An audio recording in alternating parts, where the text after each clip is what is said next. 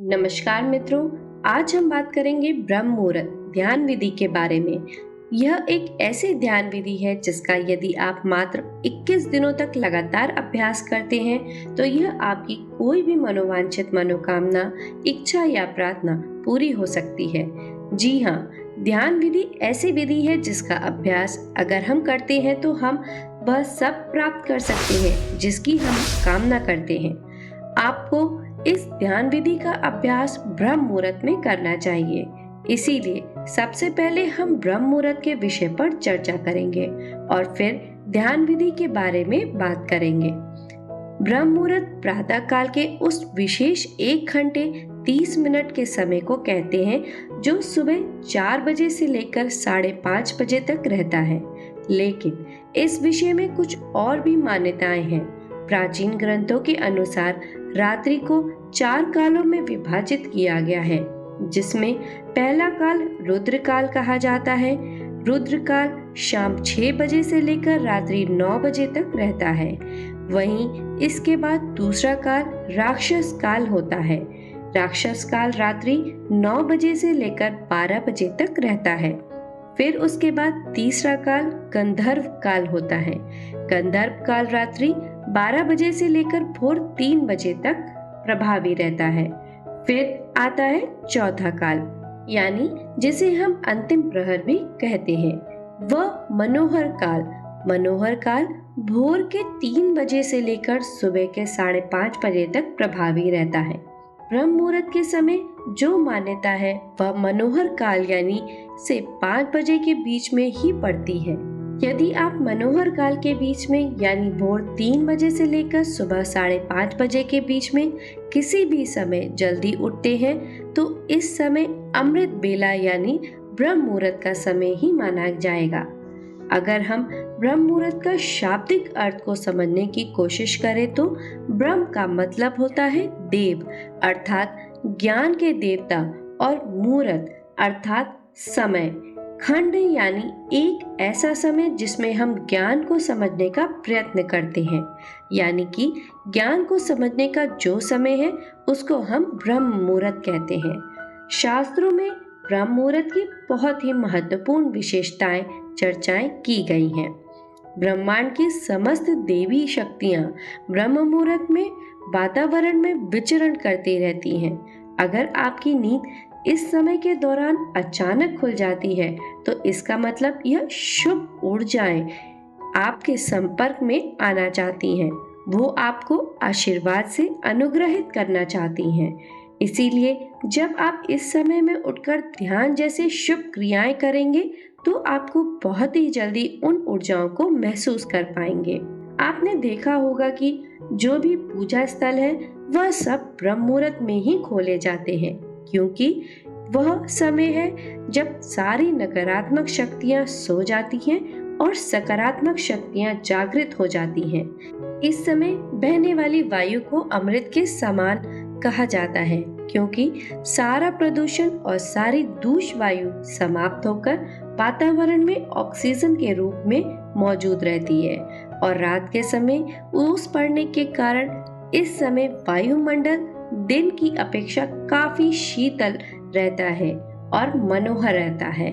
इस समय वातावरण बिल्कुल शांत होता है और इस समय सोकर उठने के कारण हमारी मस्तिष्क की सभी क्रियाएं भी बिल्कुल शांत होती हैं। इस समय हमारा मस्तिष्क 100% वर्क करता है। इसीलिए यदि आप इस समय अपनी स्टडी करते हैं या कोई प्लानिंग करते हैं या कोई एक्सपेरिमेंट करते हैं या ध्यान करते हैं तो उसमें आपको इसका फल अवश्य ही मिलता है। सफलता का प्रथम सिद्धि यही है कि सोना और उठना जल्दी होना चाहिए। यह हमें अनुशासित होना भी सिखाती है। इसीलिए आप भी सफल होना चाहते हैं तो ब्रह्म मुहूर्त में उठना शुरू करें। इससे आपको बहुत ही जल्दी सफलता मिलेगी। सूर्योदय से पूर्व यानी ब्रह्म मुहूर्त में ही उठ जाना यह प्रकृति के साथ चलने की उनकी एक पद्धति है। अतः जो भी व्यक्ति प्रकृति के साथ संतुलन बनाकर चलता है वह हमेशा स्वस्थ ही रहता है।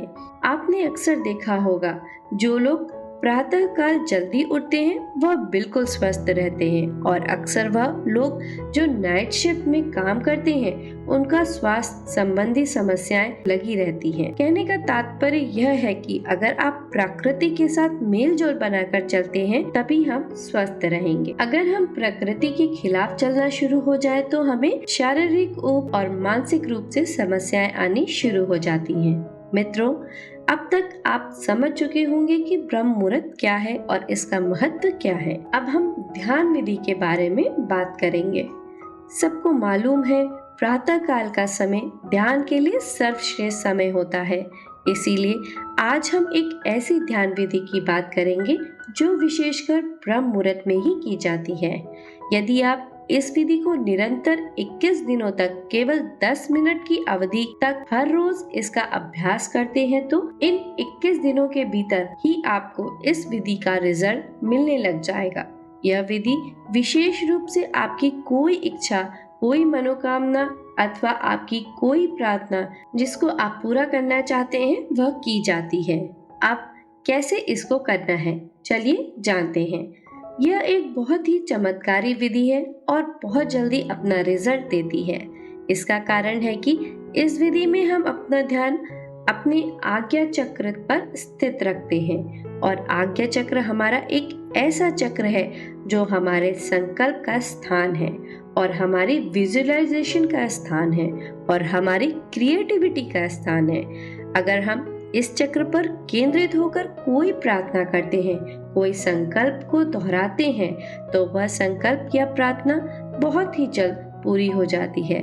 इस प्रक्रिया को अफर्मेशन भी कहा जाता है, क्योंकि इस चक्र का कार्य क्षेत्र ही यही है। से पहले आप अपनी कोई एक मनोकामना लें, जैसे कोई भी एक इच्छा है जो आप पूरा करना चाहते हैं, उसको अच्छी तरह डिसाइड कर लें कि मेरी यह इच्छा है और मैं यह मनोकामना है, यह पूरी होनी चाहिए, क्योंकि आपको 21 दिनों तक केवल इसी इच्छा की पूर्ति के लिए ही ध्यान विधि का अभ्यास करना है। इसीलिए सबसे पहले आप अपनी एक इच्छा डिसाइड कर ले, फिर अपना ध्यान शुरू करें। सबसे पहले अर्ली मॉर्निंग यानी किसी ब्रह्म मुहूर्त के समय आप उठेंगे, और उठने के बाद फ्रेश होकर नहा धो ले तो अच्छी बात है।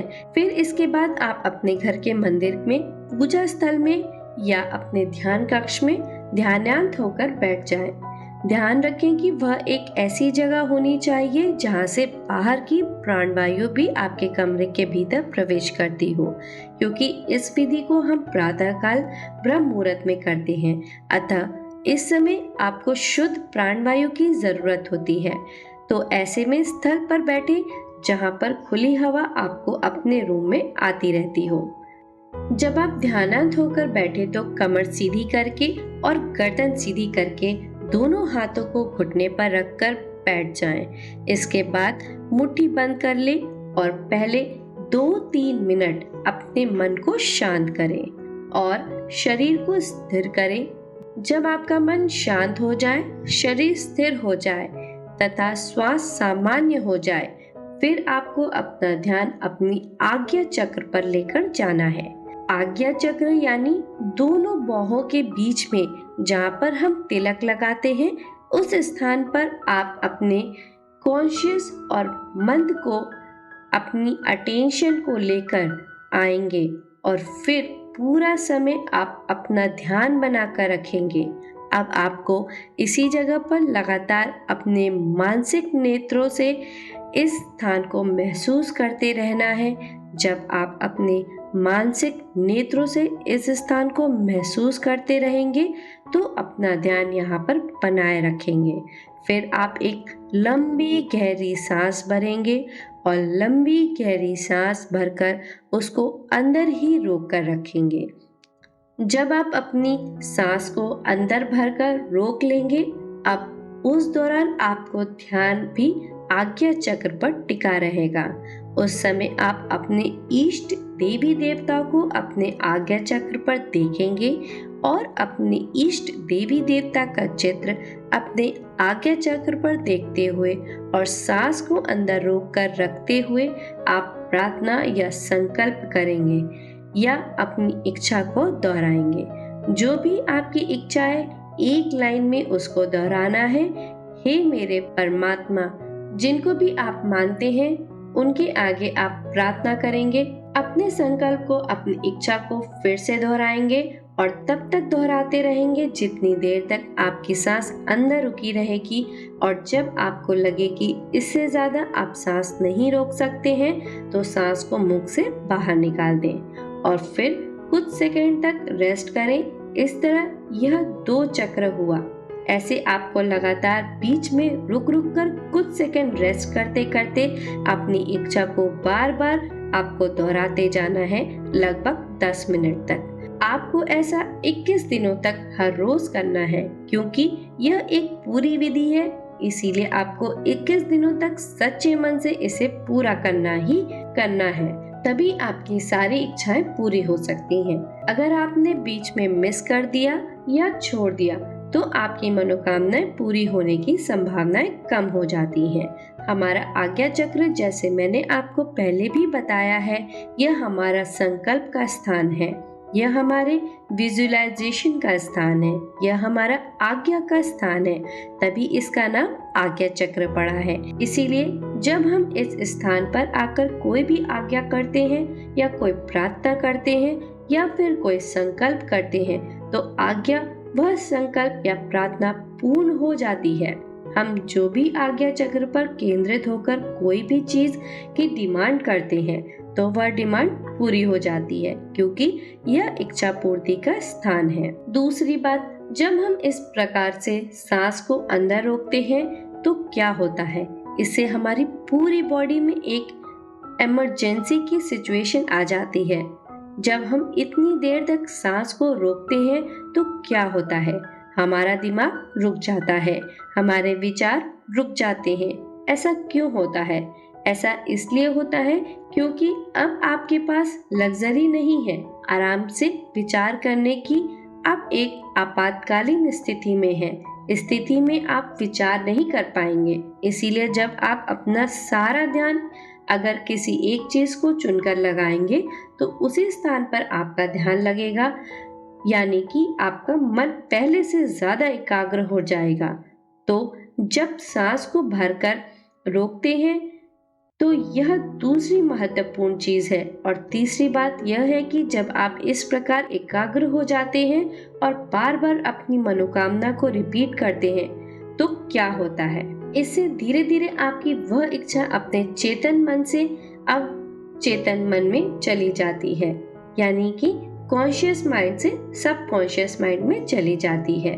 वह इच्छा 1 दिन बाद, 2 दिन बाद या 3 दिन बाद जो विचार आप बार बार दोहरा रहे हैं वह आपके सबकॉन्शियस माइंड यानी अवचेतन मन में जाना शुरू हो जाती है, जो हमारे मन का गहरा तल है।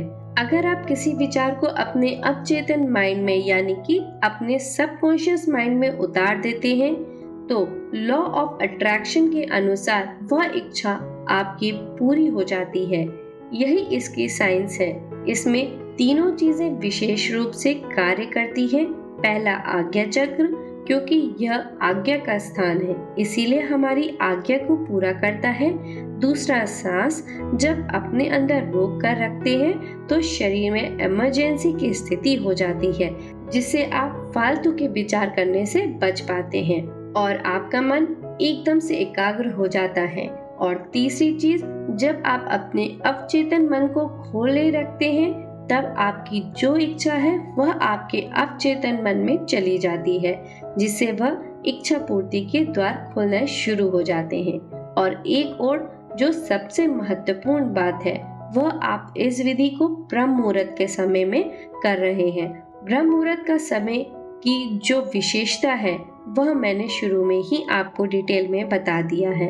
अगर हम कोई भी विधि ब्रह्म मुहूर्त के समय में करते हैं यानी प्रातः काल में करते हैं तो यह समय देवताओं का समय है, परमात्मा का समय है।